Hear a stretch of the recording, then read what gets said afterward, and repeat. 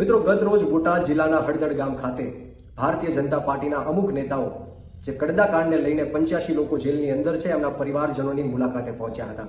એમનો આ તકે હું ખૂબ ખૂબ આભાર વ્યક્ત કરું છું કે તમને 1 મહિના પછી પણ આ પરિવાર યાદ આવ્યો, સમાજ યાદ આવ્યો. એમનો આ તકે હું ખૂબ ખૂબ આભાર વ્યક્ત કરું છું. અને સાથોસાથ દુઃખની વાત એ છે, સમાજ એવું કહે છે કે માત્ર ને માત્ર જશ મેળવવા માટે, તક ઝડપવા માટે આ લોકો મુલાકાતે પહોંચ્યા હતા. કારણ 19 તારીખે માનનીય ન્યાયાલય ચુકાદો આપવાની છે, હિયરિંગ છે, અને કદાચ આ 85 લોકોમાંથી અમુક લોકોને જામીન મળવાના છે. ત્યારે એમને એવું લાગ્યું કે આ જશ મેળવી લઈએ, તક ઝડપી લઈએ, ત્યારે એમની મુલાકાતે પહોંચ્યા હતા. ત્યારે દુઃખની વાત એ છે કે અમુક લોકો જશ મેળવવા માટે અત્યારે 1 મહિના પછી આ પરિવારોની મુલાકાત લઈ રહ્યા છે અને એવું કહી રહ્યા છે, સમાજનો વાંક કાઢી રહ્યા છે કે સમાજના યુવાનો ઉશ્કેરાઈને પથ્થરબાજી કરી, પથ્થરો માર્યા.